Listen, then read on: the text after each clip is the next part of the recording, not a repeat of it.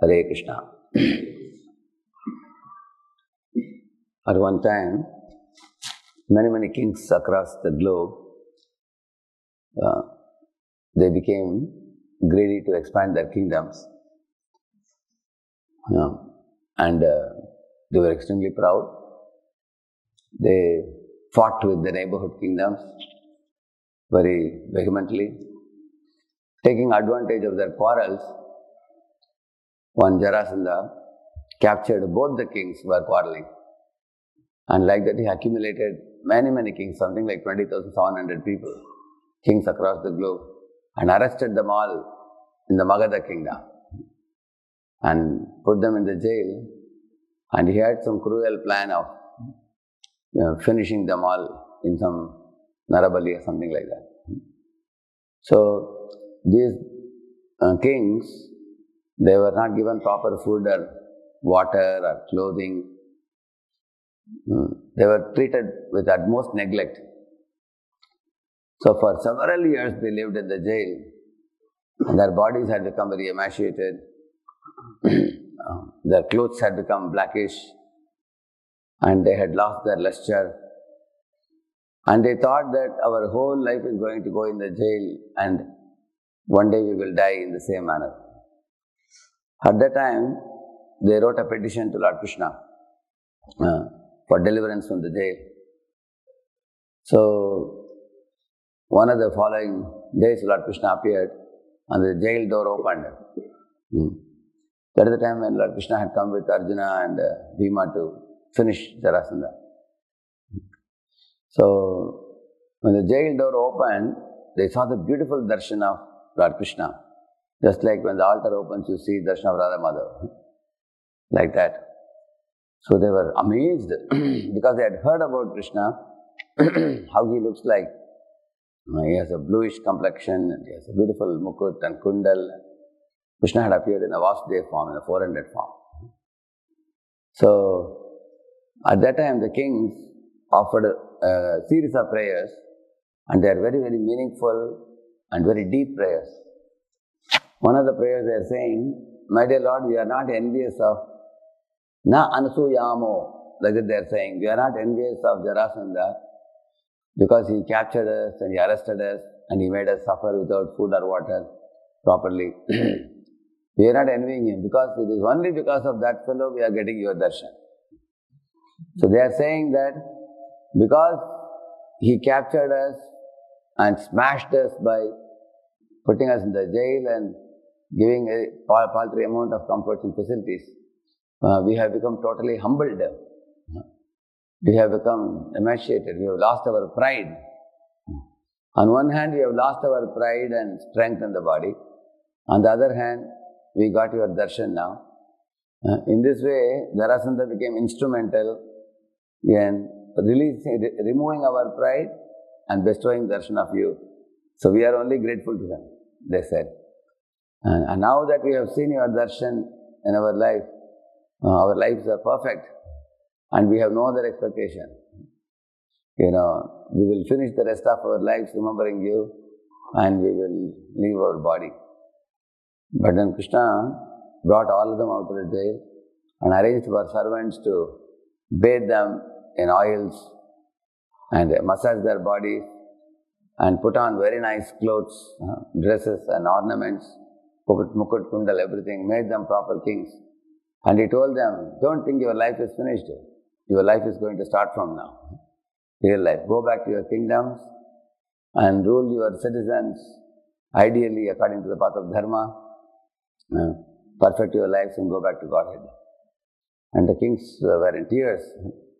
So when they all went back to their respective places, everybody spoke the glories of Krishna in Krishna's pastimes. So we read that in the Srimad Bhagavatam. So what does that mean for all of us in our life? In our lives also, when we come to this world, we become afflicted by our false pride and we compete with other living entities due to false pride. Leg pulling, backbiting, fighting, envying and cutthroat competition in all these things.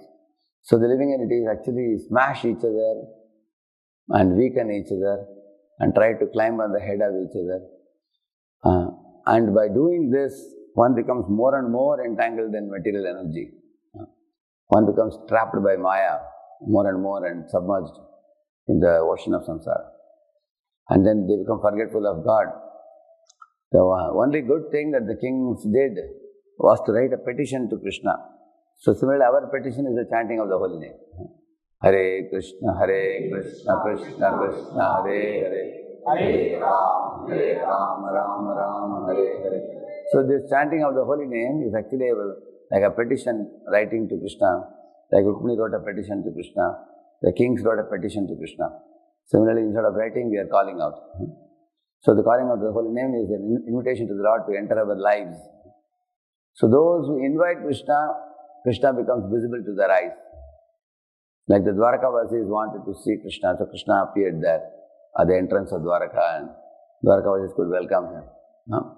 In the same manner, Mithilapuri, there were two great souls, Shrutadeva and Bahulashva. They welcomed Krishna to their homes and palace, and Krishna appeared there also. Kubja invited Krishna, and Krishna went with Uddhava. He appeared there also. So you will see that anyone who takes out time and attention to welcome Krishna, Krishna definitely visits those places. You will find. In the same manner, the kings, because somehow the most auspicious thing that happened in the king's life in the entire world is, amongst them somebody must have said, let us write a petition to Krishna. So they wrote to Krishna, and then their life became completely auspicious. Similarly, somehow or other, by some unimaginable good fortune, in our lives we all chose to meet the devotees, learn the sacred scriptures, chant the holy name, live a life in accordance with devotional service principles. And our lives are also becoming gradually more and more and more and more auspicious. So, the auspicious life begins when we humble ourselves and understanding the greatness of the Supreme Lord and His power and His potency and His all-encompassing influence and His merciful nature, and understand our insignificance and our absorption in foolish activities of quarreling and competing and committing sinful activities. So, when one supplicates at the lotus feet of the Lord with this correct awareness, then one can attract the attention of the Lord. So, throughout the Srimad Bhagavatam, you will see, like Muchukunda got darshan of the Lord because he had done devotional service in the previous lives. Our Durga got darshan of the Lord because he had donated for building a Krishna temple in the previous life.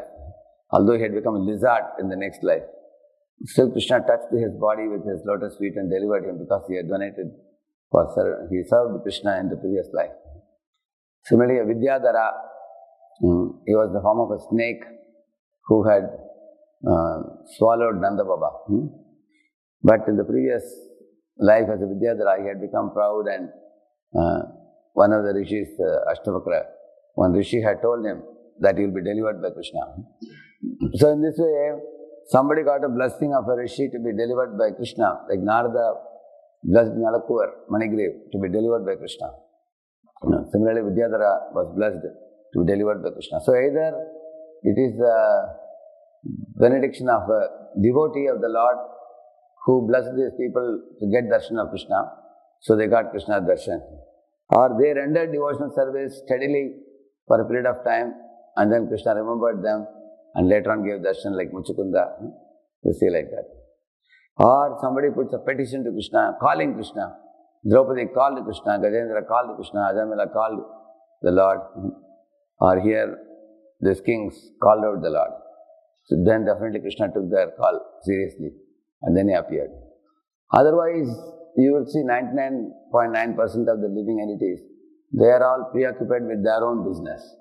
Far from calling God, they are only calling money. They are chasing after many things of the material world. But in this big material existence, if one is fortunate enough to call out the Lord and connect with the Lord and stay at the feet of the Lord and practice devotion service steadily, very soon, definitely they will obtain the shelter of the Supreme Lord. And it is proven in many, many instances throughout the sacred scriptures. So the kings in the Magadha kingdom, in Jarasandha's jail, signify the conditioned souls in this world who get trapped by Maya, by useless fighting for position, power and prestige and status. So one should recognize one's passionate activities, and one should cleanse those passionate tendencies in oneself by recognizing one's true humble position, and by also recognizing Krishna's exalted position. And by bringing Krishna into our lives and hearts, by calling out the holy name and rendering devotional service with a serious mood. And festivals like the Gaur Purnima is coming very soon. We get to learn more and more about how great devotees in Lord Chaitanya Mahaprabhu's Leela have exemplified this point about how to take to devotional service in a one-pointed way, in a sincere manner, in a serious manner, to bring Lord into our hearts and lives. And that will be the most greatest auspiciousness that one can achieve in the human form of life. Harinam Prabhu ki. Let's offer our humble obeisances unto all the Vaishnava devotees of the Lord, who are just like desert trees, ocean of mercy, full of compassion for the fallen conditioned souls. Vancha kalpatarubhyascha kripa sindhubhya eva cha patitanam pavanebhyo vaishnavebhyo namo namaha. Ananta koti Vaishnava Vrindaki, Vaishnava Thakur Srila Prabhupada ki, Amacharya Haridas Thakur ki.